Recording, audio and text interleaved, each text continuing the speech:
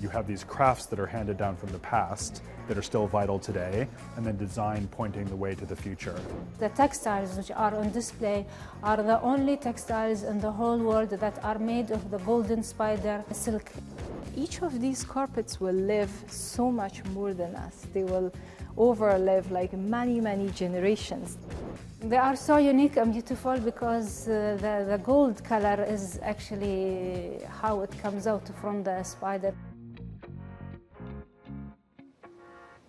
Hello, welcome to Qatar 365. I'm Adil Halim, and on this episode, we explore the textile industry. Laila Humaira introduces us to the sacred rituals women weavers of Afghanistan have practiced for generations. But first, we're at the Museum of Islamic Art for a new exhibition that explores the remarkable world of golden spider silk. I even got a chance to see a golden cape being showcased in the Middle East for the very first time, which took 2 years to produce and incorporates the silk of 1.2 million spiders. This exhibition includes 4 golden textiles crafted from spider silk. Yes, you heard that right. Silk from golden orb weaver spiders indigenous to Madagascar and famous for the color of their webs. One of the things about it is it produces this wonderful gold thread. Just the fact that where you know it comes from is already a sort of magical thing, because it's hard to associate the web of a spider with which is such an ephemeral thing which can blow away in the wind, and then imagine that as something permanent. So, and just how on earth do you do it? How do you get from being that ephemeral thing to a permanent thing? Answering that question has become a labor of love for Simon Piers and Nicholas Godley, who spent 2 decades of trial and error producing spider silk strong enough to produce textiles. So every day we have quite a number of people going out in the town with long bamboos, just catching spiders, putting them in a box, bringing back to the place which we call the spidery, which is where we extract the silk, and then in the afternoon put them back in the box and they are released back into the wild. So it's not in our interest at all to kill the spider. We want to keep the spider alive. Interest in spider silk goes back centuries, but these pieces are the only examples of golden spider silk in the world. Now, if you're squeamish or scared of the creepy crawlers, just imagine the process of extracting 1 ounce or 28 grams of golden spider silk requires the help of 23,000 spiders. And a lot of silk was needed for the highlight of the exhibit. This gold cape is from the silk of 1.2 million golden spiders, which took more than 2 years to produce and over 6,000 hours of embroidery.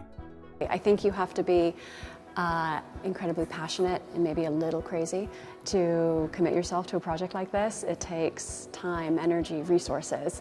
You're surrounded by spiders in Madagascar, but they can't be harvested the way that other industries are harvested, right? So you have to actually go into the wild, catch them, go through the process of removing the spider silk, and then releasing them back into nature, all the while trying not to get bitten by the spider itself.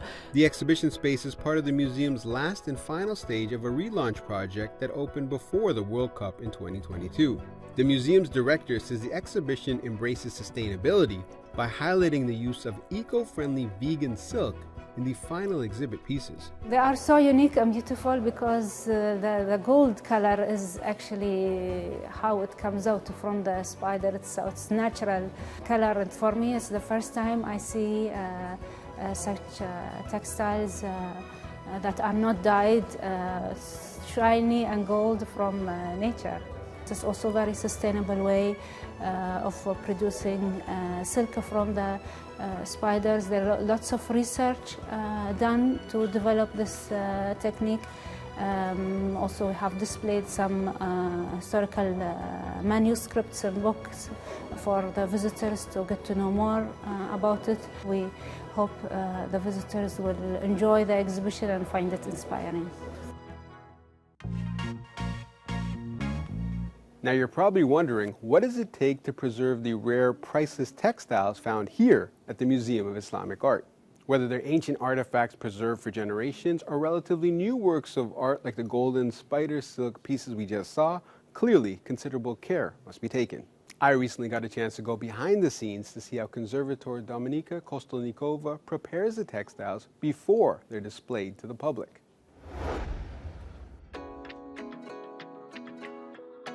Dominica, there's a big focus on textiles here at the Museum of Islamic Art. Can you walk us through the process of how you restore and preserve some of these items? The work of textiles conservation includes many aspects. For example, first step, when the textiles objects reach the conservation laboratory, usually me as textile conservator, I need to prepare the condition check and photo documentation of objects before any intervention. Usually after that we need photograph. The textile conservator research the objects, different textile techniques or composition of textile fibers. And there is a lot of questions which we need to answer for them.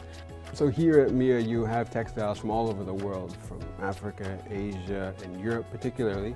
Is there a big difference when you're working with pieces from different locations, different time periods?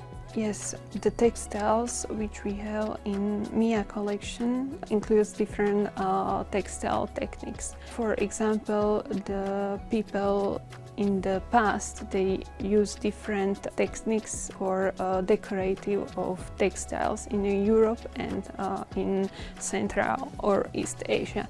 The same with woven of fabrics or textiles. The luxurious textiles were representative gifts in the past, and usually it was the trade between Europe and Asia. So Dominica, what are we looking at here? Now we have here the Mongolian brocade robe, silk robe from the 14th century. It's a very beautiful robe, but in poor condition because it's archaeological textiles.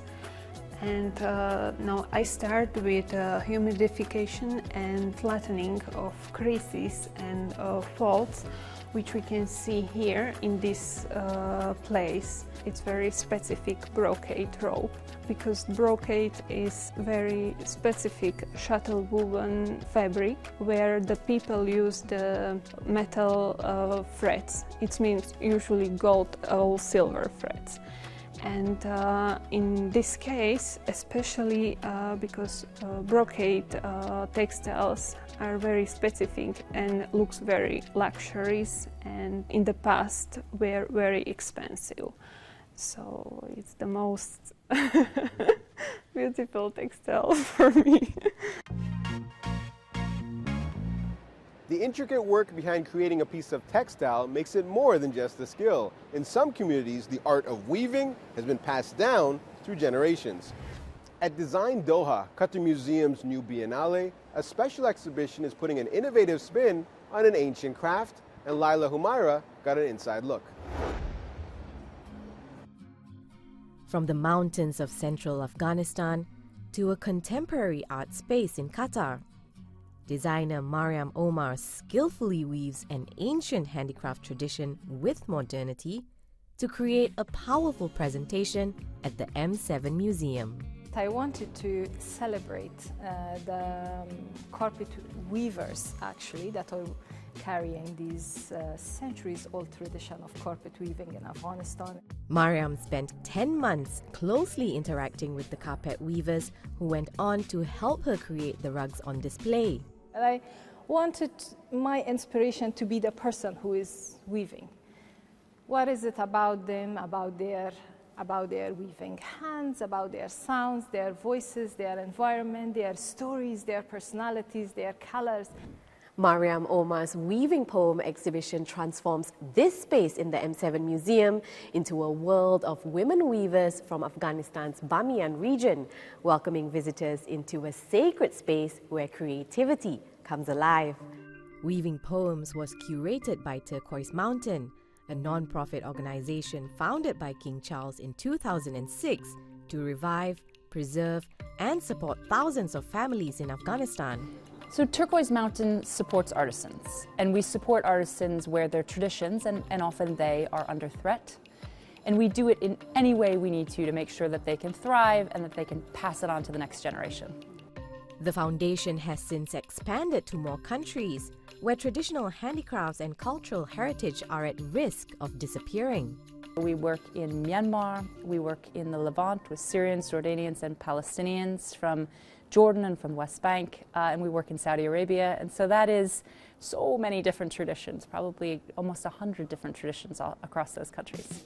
Using textiles as a medium of visual arts may be less common, but Design Doha believes that doesn't mean it can't be as impactful. When we think about textiles, of course that sits within this larger topic, which is craft and its relation to design, because certainly you can't make great textiles without having a lot of knowledge about looms or other textile techniques that go back centuries here in the region. So what's very interesting is that you have these crafts that are handed down from the past that are still vital today, and then design pointing the way to the future. For Mariam, working with textiles isn't just a thread that connects her to her people, country, and culture. It's also an art she hopes will transcend borders and time. My hope is that the visitors will look at these carpets and they will understand the value that carpet weaving, this extremely old tradition of handmade woven carpets, still carry in today's design scene and today's interior. That each of these carpets will live so much more than us. They will overlive like many, many generations. They will still be alive. This value that these people create with their hands, I always say, and not at the time. From Madagascan spiders spawning gold silk to Afghanistan's rich carpet weaving tradition, we hope you enjoyed this episode. But that's all the time we have for now. For more, check out Euronews.com and connect with us through our hashtag. Thanks for watching, and we'll see you next time on Qatar 365.